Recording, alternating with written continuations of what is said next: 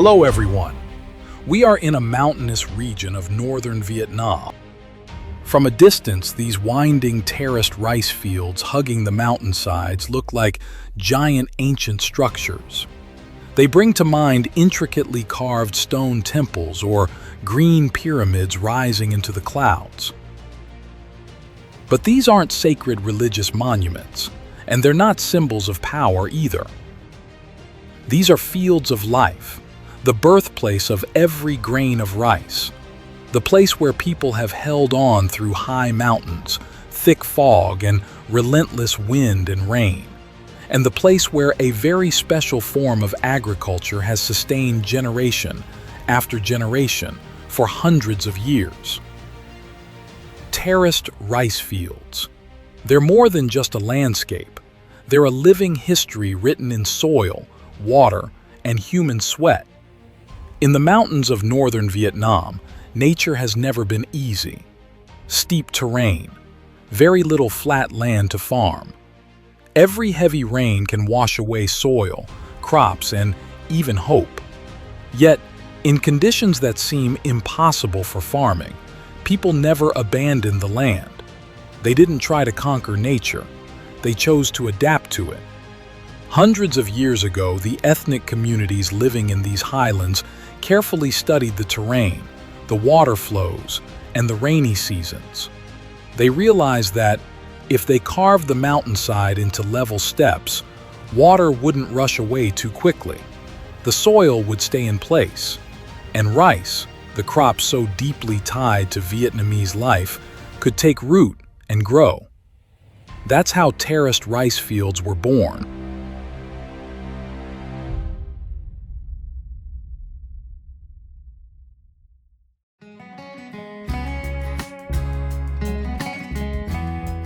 The creation of these terraces wasn't a single invention. It was the accumulated experience of many generations. There were no technical blueprints, no instruction manuals, just observation, trial and error, failure, and starting over. Every field was built by hand.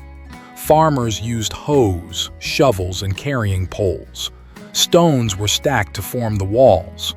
Soil was carried up from elsewhere on their backs, layer by layer, square meter by square meter. Construction usually started from the top of the hill. The highest terrace was built first to capture and direct the water. Then, the lower ones gradually spread down the slope. The slope of each terrace had to be calculated with extreme precision. When the slope is too steep, flowing water washes away the soil. When the land is too flat, water accumulates and harms the rice roots. Even a small mistake could cause an entire terrace to collapse in a big rain. But what truly makes these rice terraces special isn't just their shape. It's the brilliant ecological system behind them. Water, the lifeblood of rice, is managed entirely by natural gravity. From mountain streams at the source, water is guided through small earthen channels that follow the contours of the land. No pumps, no electricity, no concrete canals. Water flows naturally from higher terraces to lower ones in perfect order. Along the way, it carries silt, minerals, and nutrients to the crops.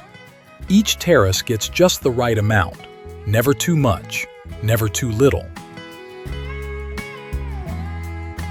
It's a closed-loop irrigation system, energy efficient and almost zero waste. Even after the terraces are built, the work never really stops. In fact, maintenance is just as crucial as construction. The terrace walls need constant checking. A tiny crack can turn into a major landslide during heavy rain. Water channels must be cleared of mud and weeds to keep the flow open. Water levels in each field have to be manually adjusted to match the rice's growth stages. All of this happens every single day, quietly, repeatedly. And it's that steady, persistent effort that has kept the system alive for centuries.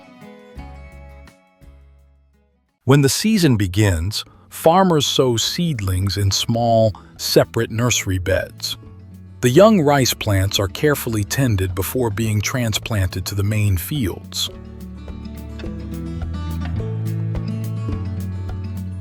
Transplanting rice on terraced fields is back-breaking work. Narrow paths, terraces at different heights, slippery, cold mud. Farmers bend over for hours, planting each seedling precisely into the soil. Every step must be steady, every motion must be accurate. There's no room for rushing.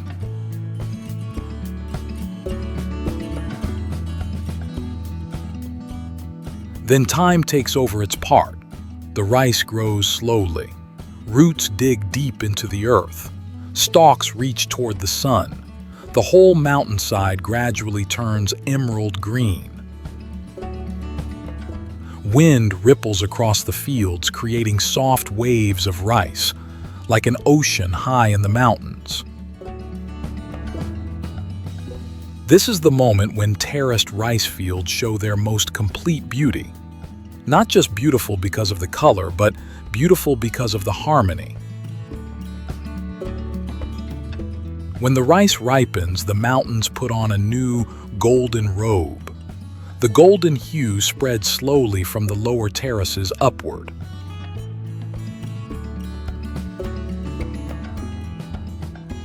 Harvest time on the terraces is a time of joy, but also incredibly hard work. Modern machinery can barely reach these places. Everything still relies on human strength. Rice is cut by hand, bundled and carried on backs down narrow mountain paths. Every bundle of rice is the result of a full year of persistence. Every single grain is the fruit of harmony between people and nature.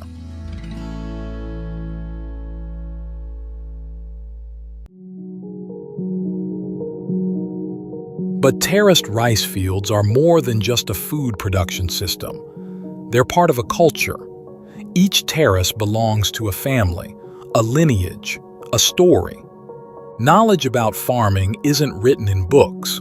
It's passed down through spoken words, observation, and hands-on practice.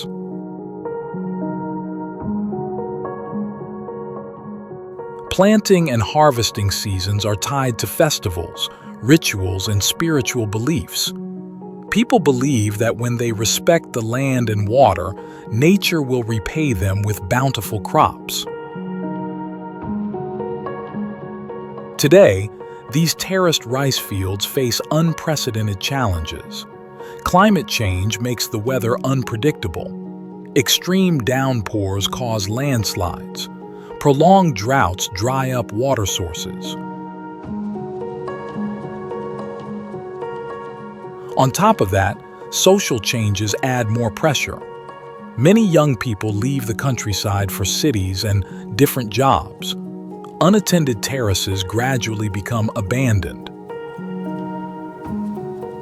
Modern agriculture, so efficient in the lowlands, faces big limitations up here. Steep terrain makes machinery hard to use. Difficult transportation drives up costs. Yet the terraced rice fields still endure, quietly, without fanfare. They exist as a living monument, both a landscape, a production system, and the collective memory of entire communities. These rice terraces remind us that progress doesn't have to erase the past.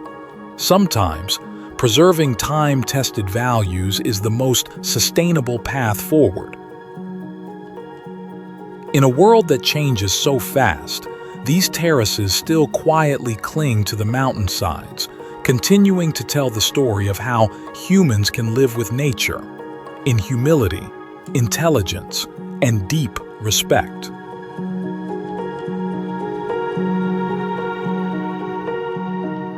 If you can feel the beauty and meaning of these fields on the mountains, take a moment to appreciate the grains of rice in your daily meals. And if this story makes you think more about agriculture, the environment, and how humans can coexist with nature, please hit like, share the video so more people can see the value of terraced rice fields. And don't forget to subscribe to the channel to join us on our future journeys about farming. Thank you for watching. Goodbye.